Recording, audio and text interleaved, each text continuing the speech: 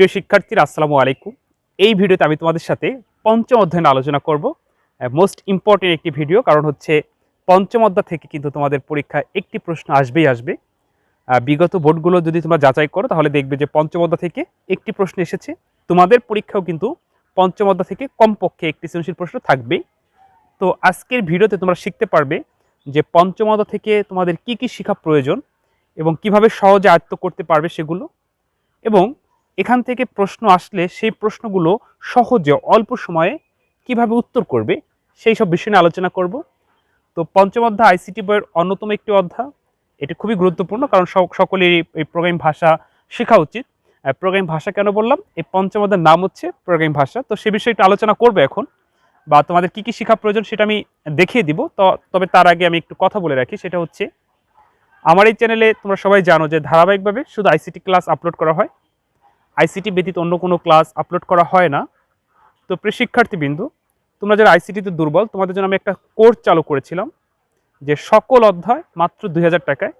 তো ওইখান থেকে মানে আরেকটু শর্ট করে দেয়, সেটা হচ্ছে যদি তোমাদের মধ্যে কেউ থাকো যে শুধু পঞ্চম অধ্যায় শিখতে চাও, মানে পঞ্চম অধ্যায় না বোঝো বা পঞ্চম অধ্যায় নিয়ে সমস্যা মনে করো, তাহলে মাত্র 500 টাকার বিনিময়ে তোমরা পঞ্চম অধ্যায় শিখতে পারবে।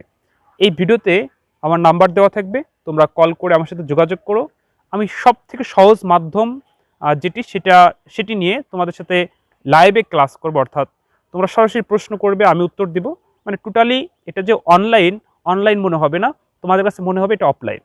তো মাত্র 500 টাকার বিনিময়ে তোমরা এই পঞ্চম অধ্যায় শিখতে পারবে।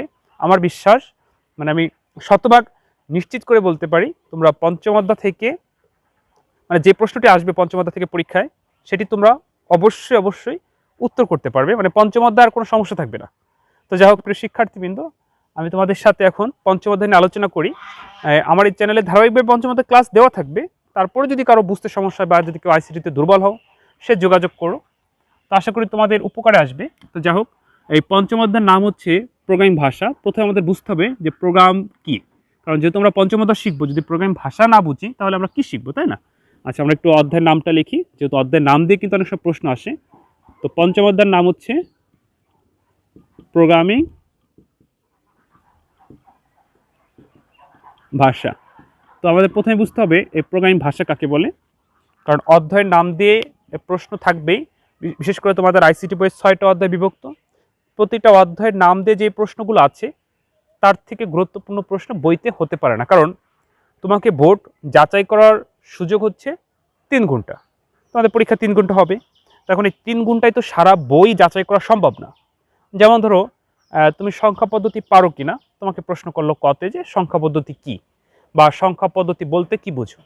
এখন তুমি যদি সংখ্যা পদ্ধতি উত্তর করতে না পারো, তোমার ধরো খাতা ভরে সংখ্যা পদ্ধতি করছো, রূপান্তর করছো, যোগ বিয়োগ সব করছো, কিন্তু তুমি যদি সংখ্যা পদ্ধতি কি বা সংখ্যা পদ্ধতি কাকে বলে এই কথাটি যদি সুন্দর করে বুঝিয়ে লিখতে না পারো, তাহলে যে স্যার খাতা দেখবে সে মনে করবে তুমি সংখ্যা পদ্ধতি পড়োই নি।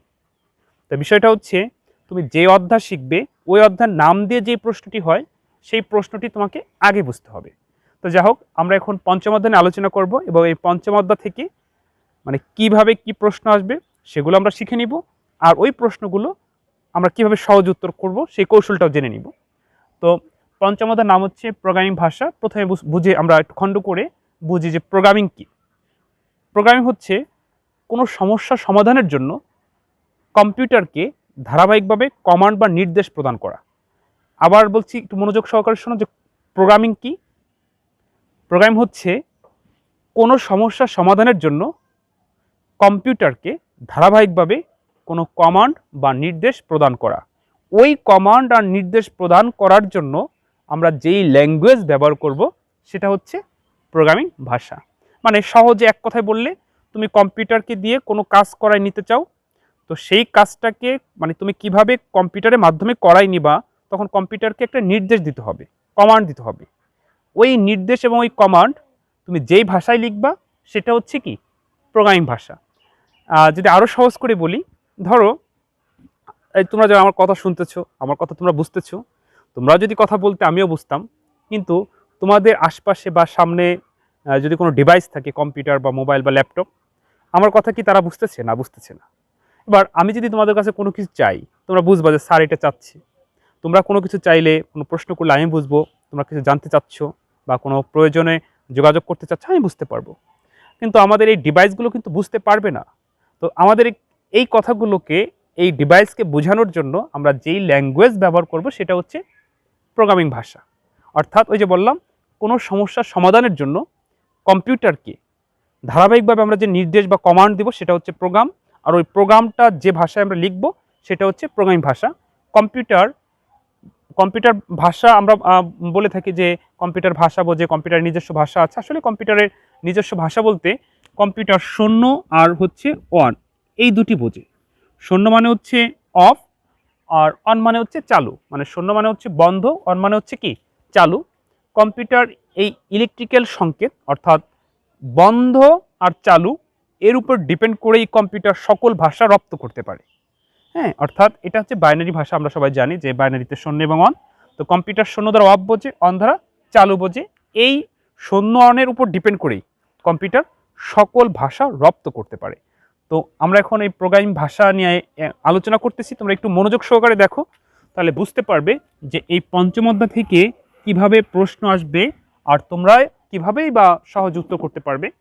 পঞ্চম অধ্যায় থেকে যে প্রশ্নটি আসবে, যে সৃজনশীল প্রশ্নটি তোমাদের বোর্ড পরীক্ষা আসবে, ওই প্রশ্নটি উত্তর করার জন্য তোমাকে 3টা জিনিস মাস্ট বি শিখতে হবেই হবে। যেমন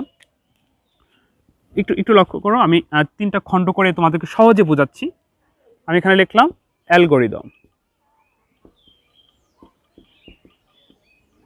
অ্যালগরিদম, ফ্লোচার্ট,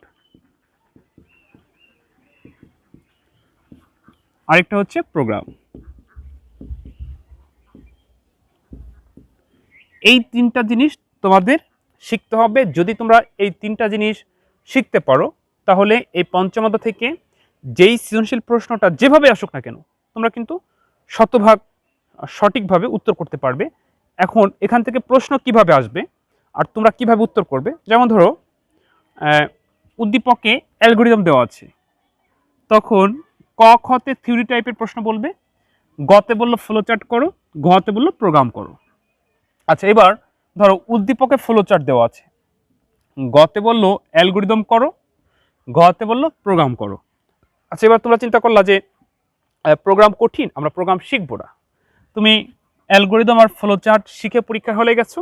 এখন এই পঞ্চম অধ্যায় থেকে যে প্রশ্নটি আসছে ওই প্রশ্নটির উদ্দীপকটা সাজানো হচ্ছে প্রোগ্রামে। তুমি কিন্তু প্রোগ্রাম শেখো নাই, তোমার ইচ্ছা ছিল কি অ্যালগরিদম আর এই ফ্লোচার্ট লিখেই তুমি চলে আসবে। কিন্তু উদ্দীপকটা যখন প্রোগ্রামে সাজানো থাকবে তখন কিন্তু তুমি অ্যালগরিদম বা ফ্লোচার্ট যত ভালোই পারো না কেন তুমি কিন্তু উত্তর করতে পারবে না, কারণ তুমি তো উদ্দীপক বুঝতেছো না।